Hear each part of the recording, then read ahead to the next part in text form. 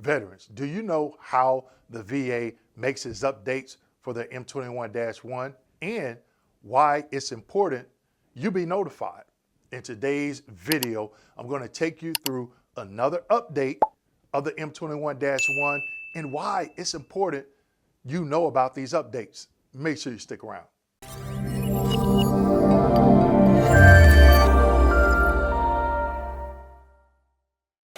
Hello everyone and welcome back to my channel. My name is Dwayne. I got a video for that Kimball, United States Army veteran and retired VA rating specialist. Make sure you go ahead and hit that like, subscribe, and notification button. A lot of veterans have been reaching out to me and asking me, Dwayne, what is this VA Benefits Navigator? How can I get signed up? So make sure you click the link in the description section and get signed up and secure your seat for VA Benefits Navigator. What is that? It's an AI-built software. The software is built by AI. You're going to interact with this software, and what it's going to do for you, it's going to educate you on the claims process. And you're going to ask me, Dwayne, well, how do I do that? You're going to be able to build your own VA claim educational packet. Click the link in the description section and make sure you look out for more updates. So today's video. How does the VA make updates / changes to the M21-1 and why it's important? So let me go ahead and show you. Slide number 1. Here in slide number 1, this is the email that I received on July 18th, 2025. Now I did a previous video here recently showing you, walking you through a different change, okay? Now, a lot of times these changes may not impact you, but you don't know that if you're not subscribed to the VA's website. And in a previous video, I shared with you how to get signed up so you can get these notifications. So when you get the notifications, you can look at it and confirm, hey, will this have any impact on my claim or not? And what I have highlighted in this slide is updated guidance on ITFs. That stands for intent to file, okay? ITF. A lot of veterans don't know what ITF is. Don't worry about it. Go to my channel, do a keyword search, and you can be educated on what are intent to files. Let's keep going. Slide number 2. Here in slide number 2, this is the old M21-1, okay? And you can see they have things highlighted in blue with a line marked through it. And what that means is they removed that information. What they have in yellow is what they added, okay? So if you look at the first line, it says as noted in M21-1, part 2, subpart 3.2.A.2.A, ITF submitted electronically through a VA claim submission service website or those communicated directly to an employee. So it used to be in call center, VSC, PMC, or fiduciary, all right? They took that out. Let's scroll down a little bit. Step 1, step 2, and it says the action, okay?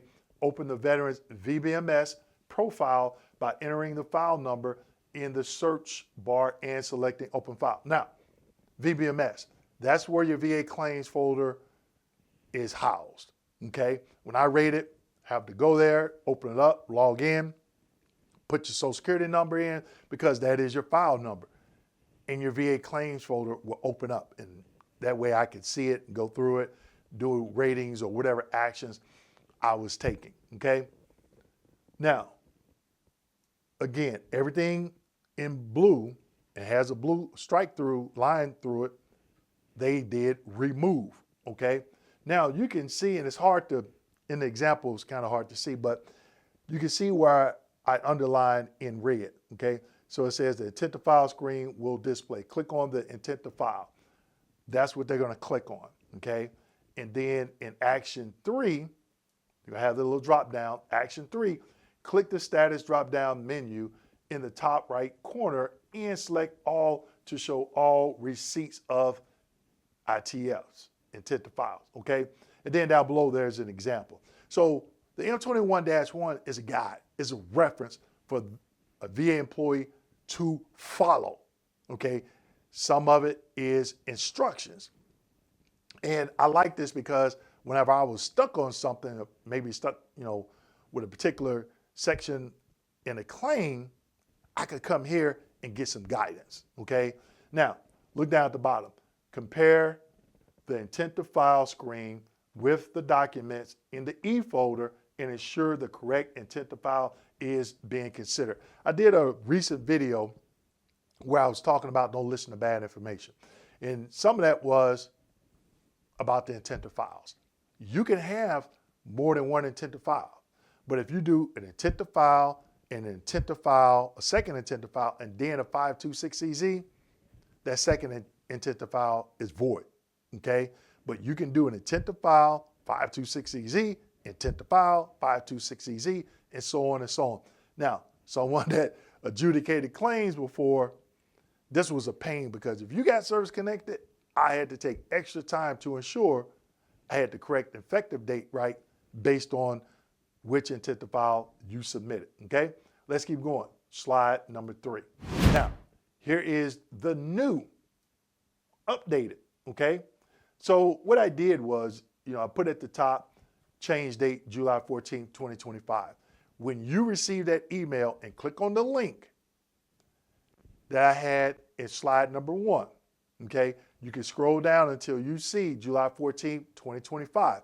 I know some of you are going to ask, Dwayne, how you know that particular date? Because when you go back and look in slide number 1, all right, you'll see exactly the intent to file, okay? So again, it's critical that you understand these steps because when they come out with these updates, something could impact your claim, okay? So going forward, go ahead and put a 1, or let's say put a yes in the comment section if you want me to continue to bring you updates when I receive emails if I think it will impact your claim, okay? Now, what I have highlighted in red, remember on the previous slide? So that's there now, the and. Again, you scroll down and you look at the steps, okay? Steps 1 through 4, and then the action. Pretty much the same, okay? Action number 4, I highlighted that. Compare the intent to file screen with the documents in the E folder and ensure the correct ITF is being considered. Now, what I didn't cover from the previous slide, E folder. When it comes to claims file, there are several names. C file, claims file, E folder, okay? When you are submitting your FOIA request, and let's say you put it on a 4138 and not the actual form, what you want to do in that instance is say, hey, I'm requesting a copy of my entire E folder, comma, everything that you have in VBMS, comma, claims folder, comma, C file. I want to see everything you can see as it pertains to any evidence that's listed in VBMS, okay? You want to spell out for them. Everything that you have, that you can see, I want to have it because I want to be able to see it and review it, all right? Let's keep going. Slide number 4. Now, this is communication of an intent to file, ITF. For you veterans that never filed a claim before, the first thing that you want to do is submit an intent to file. So how do you do that? It states the Department of Veterans Affairs, VA, stopped accepting informal claims on March 24th, 2015. I remember that date. I was still rating, okay? Claimants desiring the benefit of filing an informal claim under this particular M21-1 must now communicate to VA an intent to file a claim. They may accomplish this by. Now, regardless of who you're working with, not for, working with, that intent to file is going to benefit you, okay? And I've seen veterans leave thousands and thousands of dollars on the table because they didn't do an intent to file. Okay? So, number one, submitting a completed VA Form 21-0966, not to be confused with a VA Form 21-0996, which is for a high-level review. Okay? Intent to file a claim for compensation and or pension or survivor's pension and or DIC. Okay, I have a video on my channel explaining DIC. Okay, now when you submit this to the VA, you can submit it, you can fax it, you can mail it. Okay, if you fax it, make sure you keep that confirmation. If you mail it, may not be a bad idea to do a return receipt. And I know you're asking, Dwayne, why should I have to do all that? You need confirmation, because if the rater gets that effective date wrong and they grant you an effective date of when they received your 21-526EZ, which is a prescribed form, which you have to have it in within 365 days, now you have something to say, hey, wait a minute. You all supposed to go back 5, 6, 7, 8, 10, possibly 12 months, okay?